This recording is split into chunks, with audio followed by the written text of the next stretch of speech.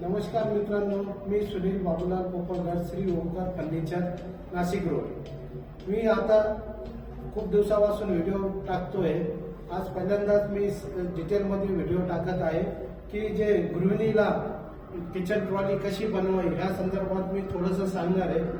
तर काय किचन जसा असेल त्या हिशोबाने आपल्याला साईजच्या हिशोबाने किचन ओटा बनवता येते। आता इथं असं झालेलं आहे की इथं जागा कमी असल्यामुळे आपण एक सिलेंडरचं घेतलेलं आहे आणि सिलेंडरच्याच बाजूला आपण एक मसाला रॅक घेतलेला आहे।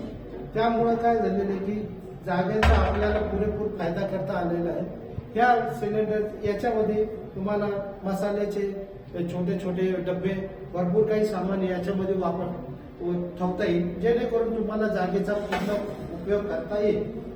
इथं झालेले कटलरी, तुमचे सर्व काही चम्मच वगैरे जे काही असेल छोटे मोठे आयटम ते याच्यामध्ये बसून जातात। हे एक प्लेट, त्याच्यामध्ये छोटे छोटे पातेले हे सर्व काही बसते आणि त्यानंतर आपण खाली दिलेले प्लेट म्हणजे मोठे पातेले बसण्यासाठी एक हे दिलेले छोटे थाली आणि त्या बाजूला भरपूर भांडे बसते। इथं मोठे ताटं जे आपले इथं कमीत कमी 40-50 प्लेटी आपल्या बसते। त्यानंतर आपण हे सिंक साठी आपण 2 दरवाजे दिलेले आहेत। 2 दरवाजावर इथं आपल्याला एक हे लावायचं, डस्टबिनचं लावायचं की अजून तयार झालेली नाही, ते डस्टबिनची आपल्याला प्लेट लावून यांना कम्प्लीट करून देतो। आता ह्या बाजूला काय केलेलं आहे की याचा बजेट कमी होता। बजेट कमी असल्यामुळे आपण किचन ट्रॉली ह्या साईडला बनवलेली, त्यांना आपण सजेस्ट केलं की या साईडला तुम्ही दरवाजे बनवा।